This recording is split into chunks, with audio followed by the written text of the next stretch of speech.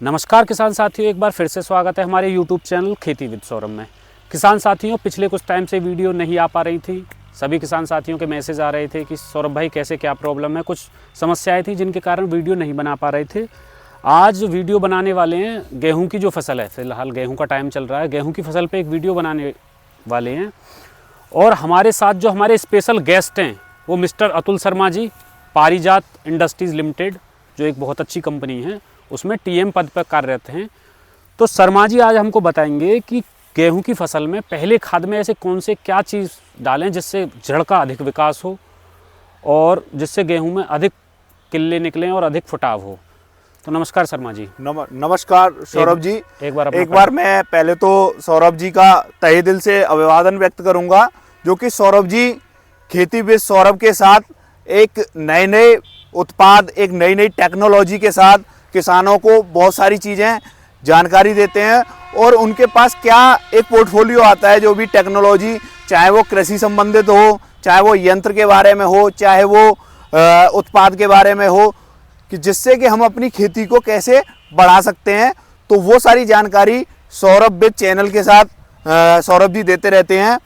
तो मैं किसानों से अनुग्रह करूँगा कि इस वीडियो के माध्यम से आप ज़्यादा से ज़्यादा कैसे हम मुनाफा ले सकते हैं खेती में, उसको थोड़ा सा देखें और आगे अपनी जो समस्याएं रहती हैं, कृषि संबंधी समस्याएं, उन समस्याओं के समाधान के लिए एक निराकरण करें।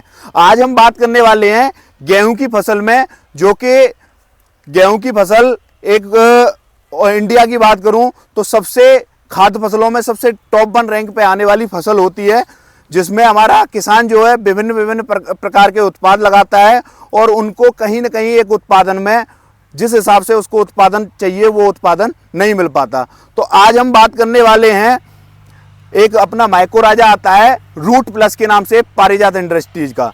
माइको राजा हमारी गेहूं की फसल के लिए बहुत ही आवश्यक है, क्योंकि ये एक कवक होता है, जैविक कवक होता है, जिसके कारण किसान की जो गेहूं की फसल होती है ना, उसके जड़ तंत्र पे, यानी कि हम बात करें तो ये जो जड़ तंत्र की क्रियाएं होती हैं, ये जो जड़ होती हैं, इसमें बहुत सारी जड़ होती हैं, इसके साथ साथ सहायक जड़ भी होती हैं।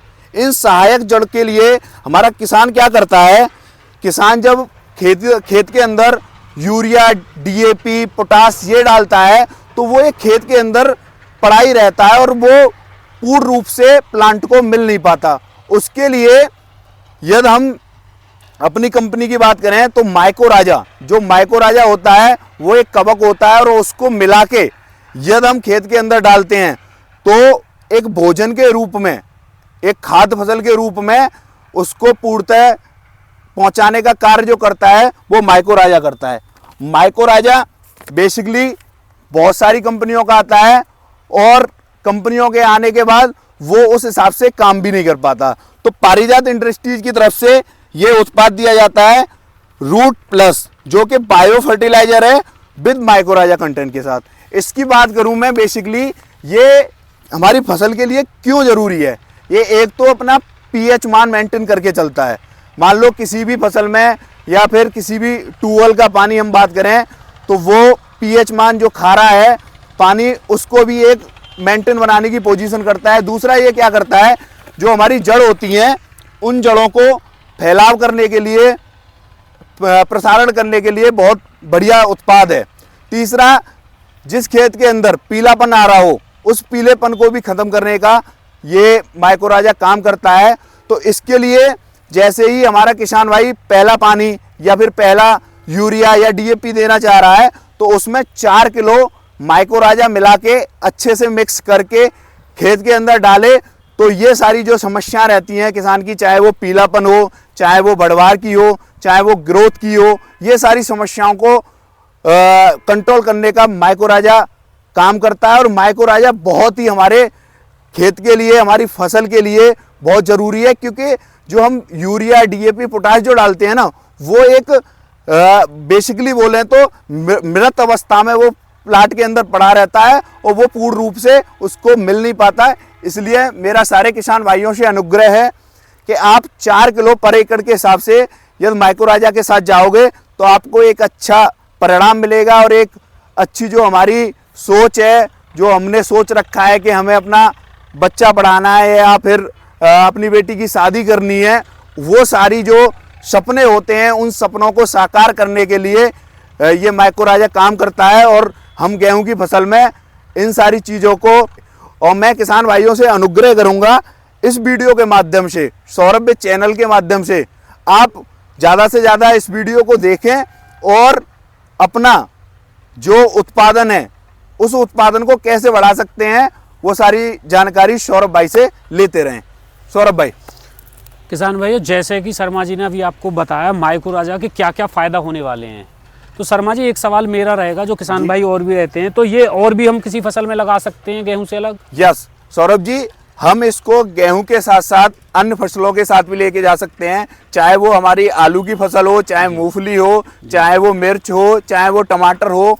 हम विभिन्न फसलों में इस माइक्रोराजा का प्रयोग कर सकते हैं, जो कि हमारी जड़ तंत्र पे, विकास तंत्र पे और माइटोकॉन्ड्रिया पे और दूसरा फुटाव के लिए ये बेसिकली काम कर सकता है। जी, तो जैसा कि अभी हमारे क्षेत्र में गेहूं की बुवाई तो खैर पूरी हो चुकी है और बुवाई चल भी रही है और पहले पानी में लोग डाल रहे हैं माइक्रोराजा, तो दूसरा भी क्या है, आने वाले सीजन में गन्ना की बुवाई स्टार्ट होने वाली है। जी जी। तो बुवाई में अगर ऐसे में हम डालते हैं तो उससे भी कुछ इसमें बेनिफिट रहेगा? बिल्कुल, जब हम